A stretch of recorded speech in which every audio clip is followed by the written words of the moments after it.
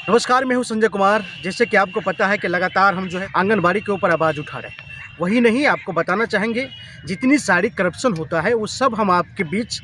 एक न्यूज़ के माध्यम से जो है आप लोगों के बीच देते हैं। लेकिन वही लगातार इस विभाग में बढ़ते हुए करप्शन को जब हम आपको बताते हैं तो बहुत सारे अधिकारी को जो है एक प्रकार की खलन होती है कि आखिर बाल विकास परियोजना में जो भंडाफोड़ है वो कैसे होता है। तो हम आपको बताना चाहेंगे इसी विषय पर लगातार जो है हम फोकस करते हैं, चाहे वह आंगनबाड़ी में सीडीपीओ, एलएस या डीपीओ जो कमीशन लेता है वो, या फिर आंगनबाड़ी सेविका सहायिका की मांग है उसके लेकर के, या नीतीश कुमार ने चयन मुक्त किया था उसको लेकर के, या फिर किसी भी प्रखंड में किसी भी सीडीपीओ की जो मनमानी चलता है वो लगातार हम आपको दिखाते हैं। यहाँ तक कि सेविका सहायिका की जो दर्द है वो हम आपको बताते हैं कि एक सेविका और सहायिका कैसे कम वेतन में, एक मजदूर से भी कम वेतन में कैसे काम करती है, वो तमाम चीज़ हम आपको दिखाते हैं। लेकिन इसका असर होता क्या है? इसका असर अगर पूछा जाए चाहे वो राज्य सरकार से या चाहे केंद्र सरकार से, तो आपको एक ही जवाब मिलेगा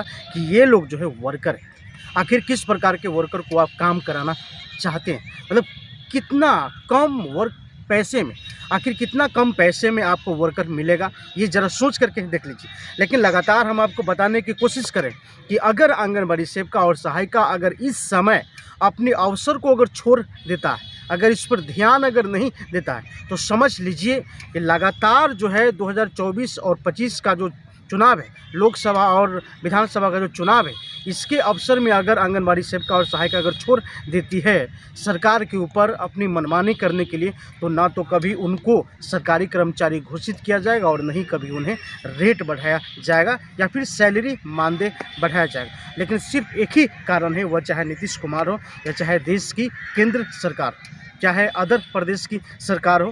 क्या केंद्र सरकार से लेकर के अदर प्रदेश की सरकार किस व्यवस्था में जो है इस वर्करों से जो है काम कराना चाहता है? लेकिन इस वर्कर के कम से कम अगर वेतन मिले, मानदेय अगर हो, तो 20 से 25 हज़ार रुपये अगर जब तक नहीं होता है तब तक इनके टारगेट में जो है पूरा नहीं होता है। आप देख लीजिए, हम आपको बताना चाहेंगे कि बीपीएससी वाले टीचर को कितना से उनका सैलरी स्टार्ट और कितना उनके नौकरी के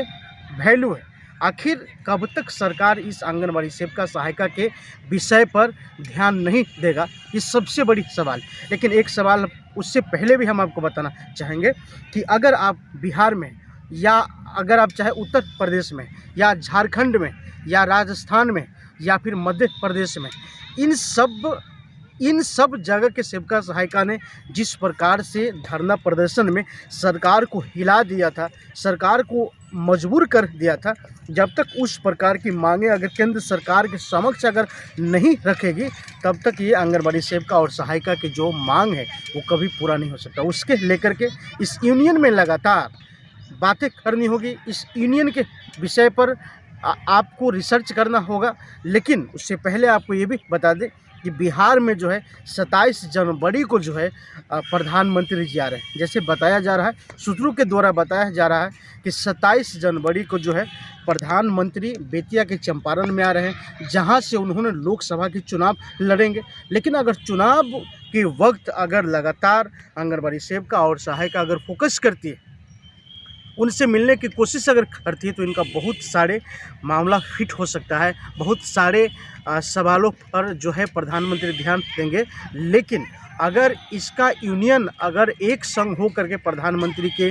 प्रोग्राम में अगर नहीं जाते हैं, तो फिर 2024 की चुनाव या 2025 की चुनाव, लोकसभा विधानसभा के चुनाव निकल जाने के बाद फिर इन्हें उतने ही पेमेंट में काम करना पड़ेगा जितना पेमेंट इस समय नीतीश कुमार जो है सेविका और सहायिका को बढ़ाया है। लेकिन 7,000 के पेमेंट में क्या वर्क हो सकता है, क्या काम हो सकता है, ये सबसे बड़ी सवाल है। लेकिन हम आपको बताना चाहेंगे कि अगर इसमें ज़रा सा भी अगर चूक हुई तो फिर 7,000 रुपये के पेमेंट में ही पूरे काम करना पड़ेगा। लेकिन जिस प्रकार से 7,000 से अगर ज़्यादा चाहिए, तो प्रधानमंत्री जी जो आ रहे हैं उनमें सभी सेविका सहायिका को जो है शरीक होकर के अपनी मांगों को जो है वहाँ पर रखना पड़ेगा। लेकिन जब तक अपनी मांग को नहीं रखते हैं, तब तक आंगनबाड़ी सेविका और सहायिका की समस्या जो है इसी प्रकार से। अगर आप 27 जनवरी को पूरी सेविका और सहायिका, हम आपको बता देना चाहते हैं, अगर पूरी सेविका और सहायिका अगर प्रधानमंत्री की जनसभा में अगर जाते हैं, अपनी बातों को अगर रखते हैं, तो आप ये जान लीजिए कि 100% ये उम्मीद है कि प्रधानमंत्री कुछ न कुछ अपनी निगरानी में ज़रूर देगा। जिस प्रकार से नीतीश कुमार को आप लोग मजबूर करके विधि करने में मजबूर कर दिया था, उसी प्रकार से प्रधानमंत्री को भी जो है जनसभा में पहुँच करके आंगनबाड़ी सेविका और सहायिका को जो है प्रधानमंत्री के समक्ष ये बातें रखना चाहिए, ताकि प्रधानमंत्री मजबूर होकर के आप लोगों को कम से कम तो 20 से 25 हज़ार रुपये की सैलरी बढ़ाने की पूर्ण रूप से कोशिश करें। अगर आप चाहते हैं तो आपको आज